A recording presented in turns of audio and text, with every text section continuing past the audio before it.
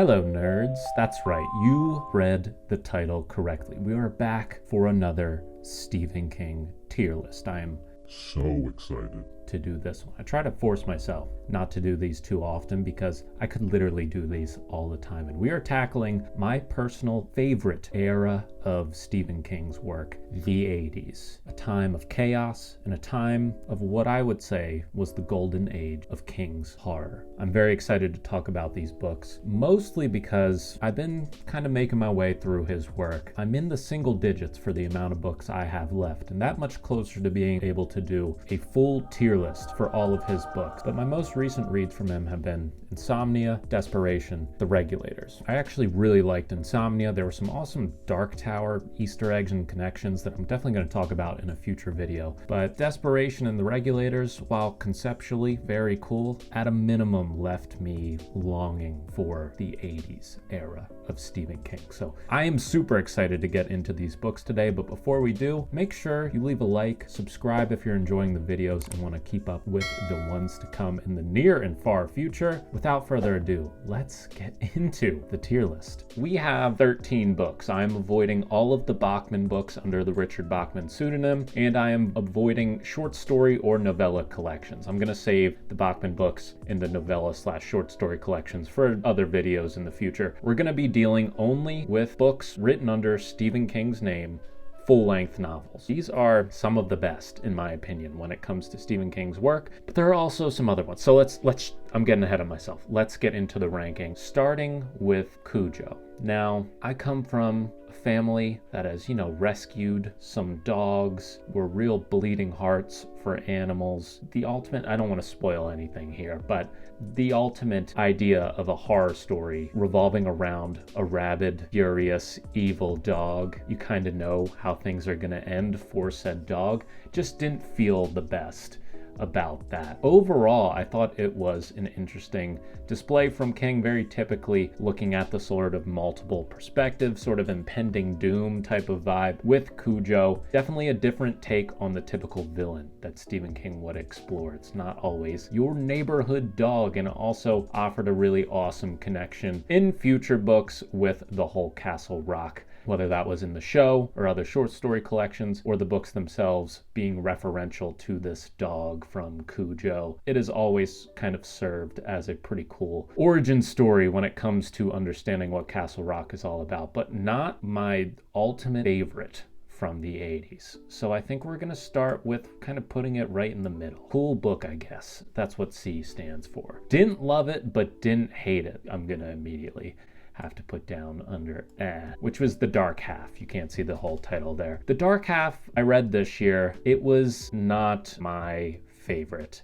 of his books. It definitely felt like it was just sort of rehashing what was done in Secret Window, Secret Garden. I just didn't feel like there was a lot there. It felt like a book, which sometimes it feels like this with King, that could have been kind of encapsulated in a novella or in a short story, kind of like Secret Window, Secret Garden was. I didn't think there was a ton of nuance within it. Don't get me wrong, the villain certainly felt evil enough to some extent, but I felt like didn't put up enough of a fight in the end when it came to that ultimate battle between the author and pseudonym that comes to life. It's ultimately an author and his pseudonym who is alive to some respects as a result of sort of a malformation in his brain, and sort of, if you're familiar with like parasitic twins, it's that kind of vibe. I just didn't think it was that great. It was a fine introduction to Sheriff Pangborn. Ultimately, I did not get a lot out of The Dark Half. Let's move on to another one. This is not a great start. For me, saying that the 80s was my favorite era of Stephen King, we're not getting off to a great start. Tommyknockers. It's going to immediately go in the E tier for me. The first three, nothing has gotten past C. Tommyknockers was a very predictable, felt run-of-the-mill visitors from outer space type of tale. I read it over the summer. It felt like it was going to match that summer vibe really well, several years back, and it just didn't. I just didn't get anything out of reading the Tommyknockers. I felt like everything was extremely predictable, and the ending was not satisfying, in my opinion. It just kind of felt like I was slogging through that one. So the Tommyknockers definitely going to be E tier for me, and honestly, maybe my least favorite Stephen King book. I obviously have 9 or 10 left to get through, but as of right now, I think the Tommyknockers holds the title for my least favorite Stephen King book. So things can only go up from here. Don't even worry about it. The next one. This one holds a very, very soft spot in my heart. I think we're gonna put it in A tier. This is The Gunslinger, the first book in the Dark Tower series. I would say, in my opinion, The Dark Tower is Stephen King's best work. It's his most versatile, multifaceted exploration of a number of different themes from all of his other works, sort of very artfully combined into one series, and The Gunslinger is the beginning of that. So maybe by proxy, I'm ranking it higher because I think anyone who has read the Dark Tower series would say that it objectively gets better as the series goes on, and things in terms of comprehension and understanding and making connections are a bit muddled in that first book for The Gunslinger. People I've recommended the series to after reading The Gunslinger were like, why did you recommend that to me and what did I just read? Which is a common theme with reading The Gunslinger. You have to give The Dark Tower time, and once you do, it is extremely rewarding. I had the benefit of having absolutely nothing in my life going on when I originally read The Gunslinger. I think I was on a break from college at some point and had absolutely no work to do, wasn't even working a part-time job at that point. I was pretty much just reading books at home by myself, and The Gunslinger was one of them. I had a pretty good grasp on what was going on, but obviously there was still some scenes to be set in the near future, but I love The Dark Tower. I love The Gunslinger. I love all the Dark Tower books. You will see that in this tier list and future ones to come. So we will move on to the next one, which is Firestarter. In my remaining Stephen King books that I need to read the books in chronological order with when they were published. But I read Firestarter after I read The Shining and a number of other books that seem to be a theme with King, where he features protagonist who is a child, has some sort of, whether that's like telekinetic abilities or what is deemed the Shining in the book The Shining, and some other powers that we see in the Dark Tower series with children, and across a bunch of his work. We see these sort of, especially with The Institute as well, which is way down the road.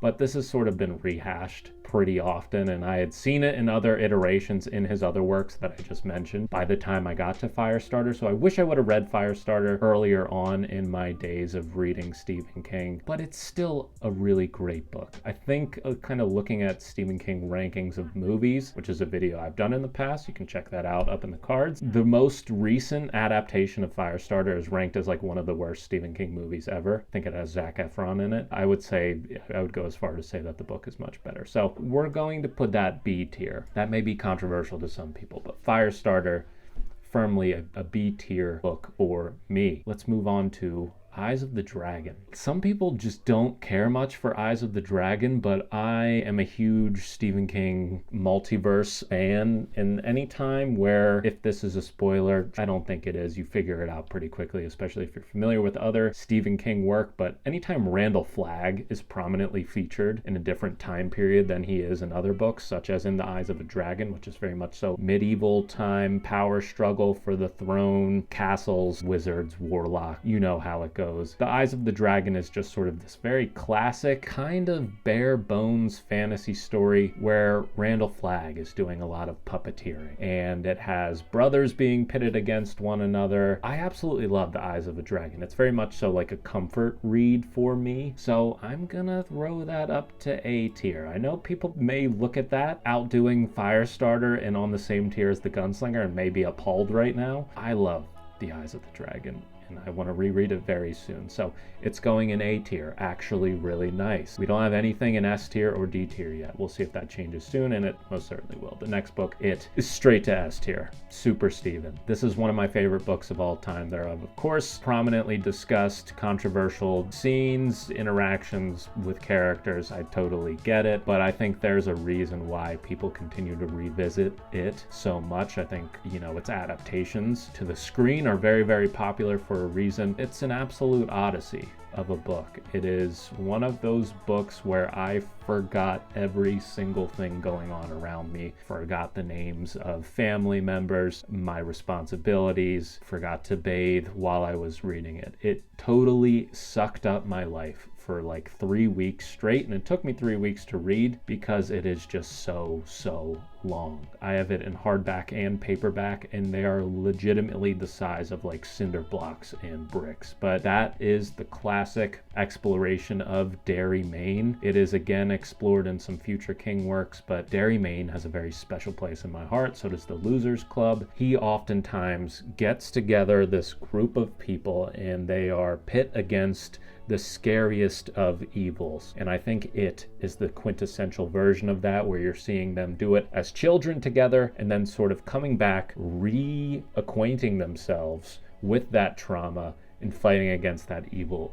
again. It's a very intimidating reread for me, but I want to do it at some point, and it is easily one of my favorite Stephen King books ever. So it is an automatic S tier. Christine. I've heard people describe this one as a little hacky, a little cheap, a little bit easy, but it is such a classic fun one for me. I think in its simplicity, where it's about two friends, the one friend becomes obsessed with this used car that he buys, and ultimately it has a life of its own, and a very sinister one in that, and sort of takes over this friend's life, and the other one sort of tries to save him from his obsession with this car. Again, it sucked me in completely. He got me with that one, and for me, Christine is a B tier book. And again, people are probably seeing Firestarter and Christine on the same level and are disgusted with me. Maybe you've clicked away at this point already. Classic cover from Stephen King. I love the Christine design on it. I love the story. So it's going to be B tier for me. And one of my favorite Stephen King books of all time, Pet Sematary, immediate S tier. As I've talked about in other videos, very interested in and find myself engaged in books that revolve around grief and sort of like grief horror as a subgenre, and as even more of a niche subgenre like Stephen King grief is one of my favorite areas of reading. It's definitely a big feature in Lisey's story, and even more so in Pet Sematary. This was another summer read for me, where I was at a cabin for a while and just waking up early, sitting by like a morning fire with a cup of coffee and devouring Pet Sematary. It is also one of the few books that has ever made me actually check behind shower curtains at night to make sure people aren't in there, and sort of look over my shoulder when I shut off the lights in the hallway to go to bed. Legitimately a creepy book. Essentially, you have our sort of main character family move to this new spot that's on a very busy road where huge log trucks and 18-wheelers fly by, and nearby is a pet cemetery where people in this community have traditionally buried their pets. Some bad things happen to the main character, who is a father, and some members of his family. And when you have a pet cemetery that is rumored to be able to revive and resurrect pets, how far would you go to do that when a human's life is at stake? Absolutely lovely book, an amazing ending, a messy book. I love it. 4 more books. Misery, also gonna be S tier for me. Annie Wilkes, classic Stephen King villain. You cannot get enough of Annie Wilkes, and I love that first edition cover where you just see our main character's sort of injured leg laying on the bed, and then Annie Wilkes' shadow with an axe in her hand. If you've seen the movie or read the book, you know exactly that scene. You cannot get it out of your head. And I absolutely love that book. Me and my girlfriend both read that in sort of like a similar period of time, so that was a really fun sort of like buddy read to do, especially when you can get other people who don't typically read Stephen King to read it and like it. Great memories around that book, and one of the best film adaptations when it comes to Stephen King movies. So Misery, up there with S tier. The Talisman, man, I was mean in the beginning and now I'm a total sucker. S should be for Stephen King sucker, because The Talisman, also one of my favorite books. Any book written by Stephen King where it features a main character going to great lengths to do good by a family member or to help them in some way when lives are on the line, I am into it. Also, any book that is like Dark Tower adjacent. We have like the territories being explored in the Talisman and the whole idea of like twinners, where you have people sort of living in the real world. It can get into Dark Tower theories and the beam and the multiverse and all these different realities that are explored, but we're gonna leave that to the side for now.